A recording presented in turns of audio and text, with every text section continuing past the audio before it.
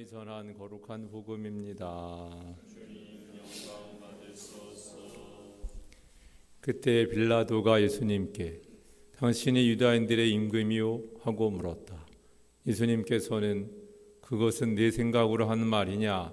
아니면 다른 사람들이 나에 관하여 너에게 말해준 것이냐? 하고 되물으셨다. 나야 유다인이 아니잖소. 당신의 동족과 수속 사제들이 당신을 나에게 넘긴 것이요. 당신은 무슨 일을 저질렀소? 하고 빌라도가 다시 물었다. 예수님께서 대답하셨다. 내 나라는 이 세상에 속하지 않는다. 내 나라가 이 세상에 속한다면 내 신하들이 싸워 내가 유다인들에게 넘어가지 않게 하였을 것이다. 그러나 내 나라는 여기에 속하지 않는다. 빌라도가 아무튼 당신이 임금이란 말 아니요? 하고 묻자 예수님께서 그에게 대답하셨다. 내가 임금이라고 네가 말하고 있다. 나는 진리를 증언하려고 태어났으며 진리를 증언하려고 세상에 왔다. 진리에 속한 사람은 누구나 내 목소리를 듣는다. 주님의 말씀입니다.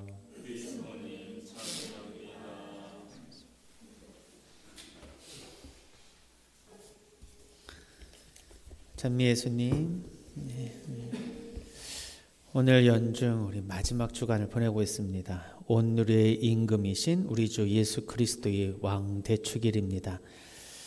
이제 한 해를 마감하면서 우리는 그리스도를 왕으로 모시고 있고 또 그리스도께서는 우리의 참된 왕이시라는 것을 다시 한번 확인하면서 그 왕의 백성으로서 우리가 어떻게 살아야 되는지를 한번 생각해 볼 수 있는 기회가 되는 것 같습니다. 오늘 복음에서 빌라도가 자꾸 예수님께 뭘 물어보는데 예수님이 대답은 하시는데 무슨 말씀인지 이해를 못하는 것 같습니다. 당신이 유다인들의 임금이요? 하고 물었더니 그건 네 생각으로 하는 말이냐? 아니면 다른 사람들이 나에 관해서 너에게 말해준 것이냐? 나야 유다인이 아니지 않소. 당신의 동족과 수석 사제들이 당신을 나에게 넘긴 것이요. 그랬더니 예수님께서는 내 나라는 이 세상에 속하지 않는다. 내 나라가 이 세상에 속한다면 내 신하들이 싸워서 나를 유다인들에게 넘어가게 하겠느냐.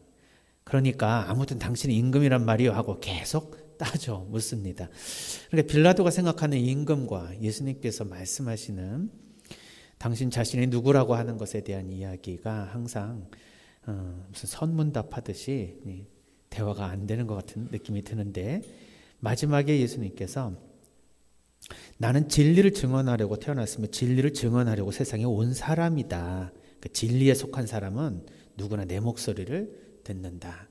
그러니까 진리를 따라 사는 사람은 내가 누군지를 이렇게 잘 알 수 있다.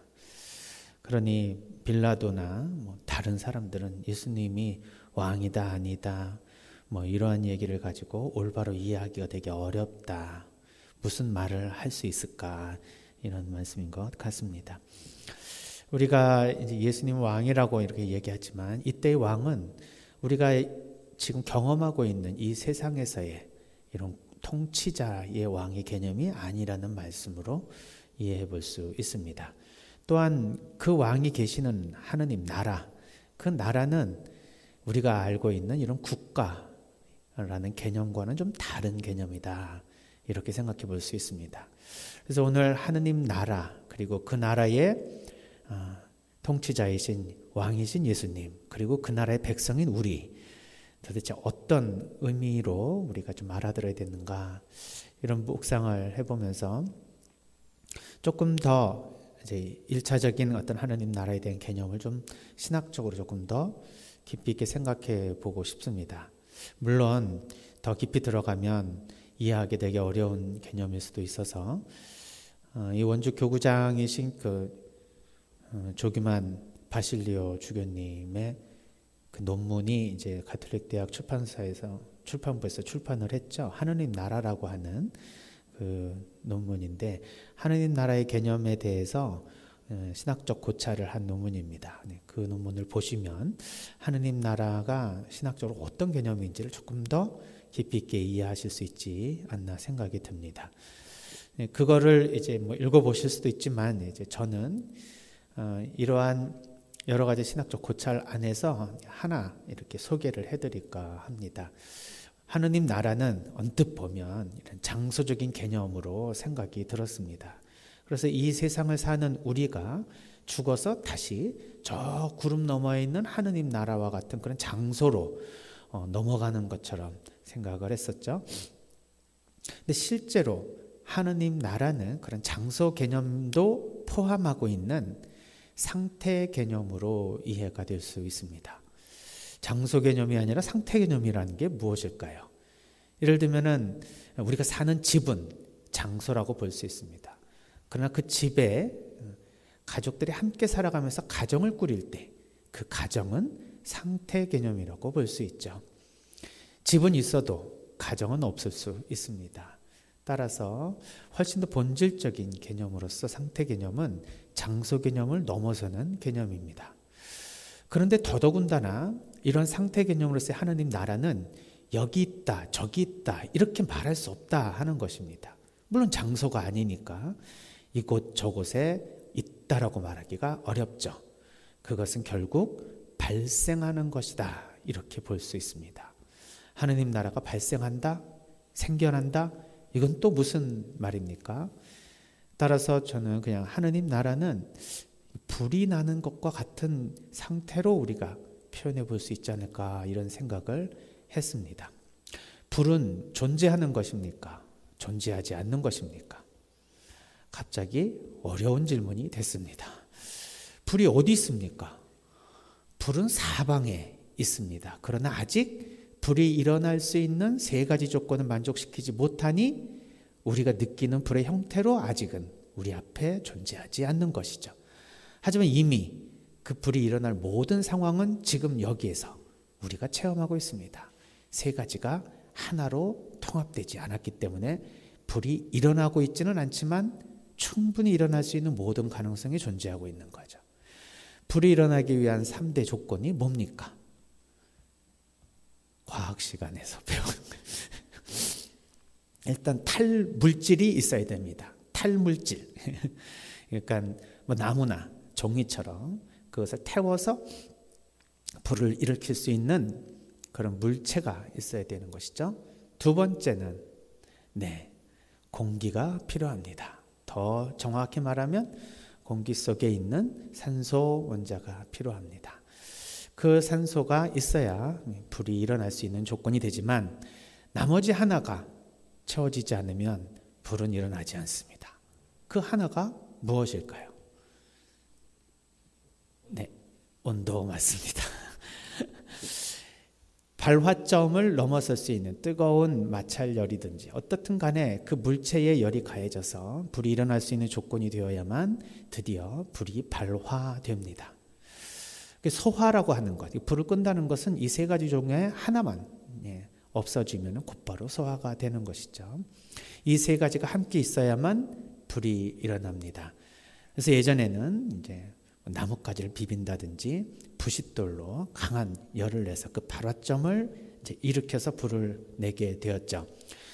그러면 이것을 우리 하느님 나라와 좀 비교를 해보면 이거 그냥 뚱딴지 같은 비유이겠지만 조금 더 이해하는데 저는 도움이 되어서 한번 말씀을 나눠볼까 합니다.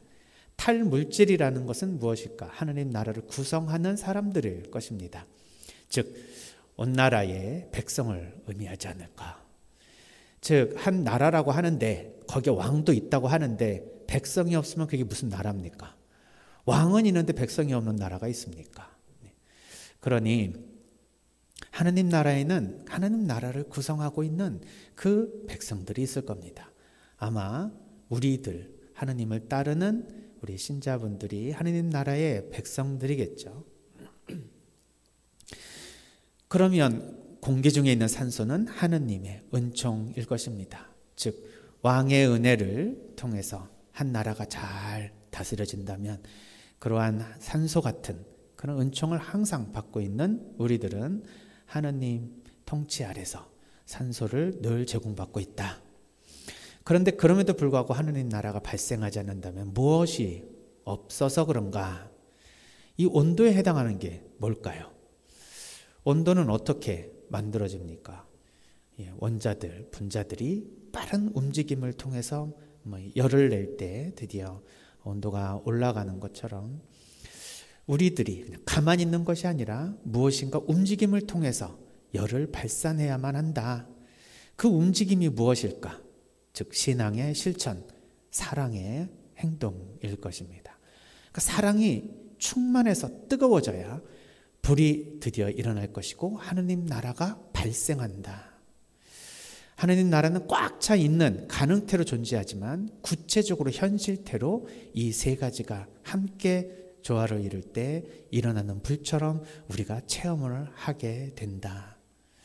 따라서 하느님 나라를 정말 체험하고 싶으면 우리 쪽에 있어서는 이미 두 가지가 다 전제 조건으로 존재하고 있으니 마지막 하나인 온도, 즉 이 사랑의 행동을 통해서 하나님을 만날 수 있어야 되고 하나님의 주권이 다스려진다는 이 하나님 나라를 체험할 수 있어야 된다. 그래서 아마 예수님은 나는 이 세상에 불을 지르러 왔다 이런 말씀을 하신 것이 아닌가 이런 조금 망상 같은 생각도 하게 됐습니다. 정말 이러한 그 하나님 나라의 백성인 우리는 사랑을 하면서 하나님 나라의 백성이라고 하는 그러한 정체성을 우리가 확인해 볼 수 있다. 사랑하지 않는 국민들은 결국 하나님 나라를 체험하기가 어렵다.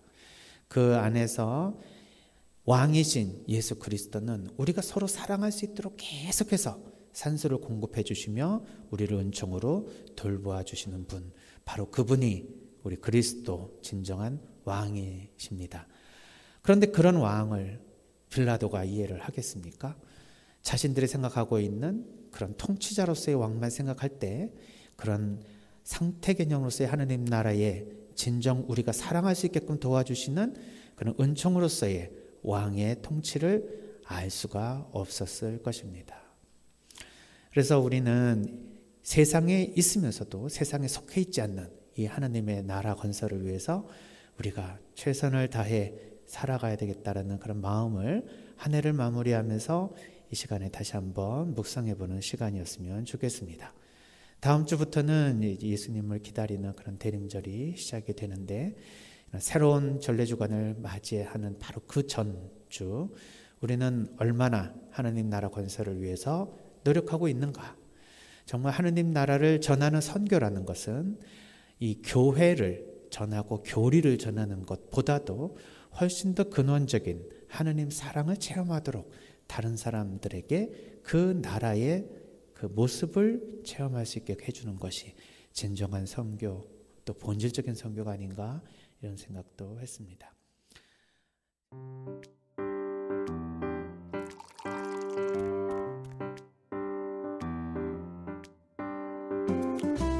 우리 가족 건강 지켜줄게요.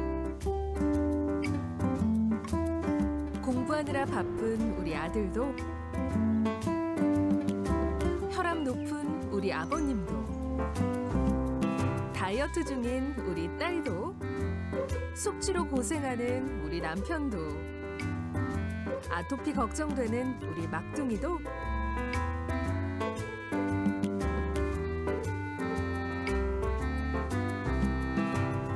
바쁜 우리 가족 성 필리포 생태마을 청국장 가루가 엄마의 마음으로 지켜줄게요.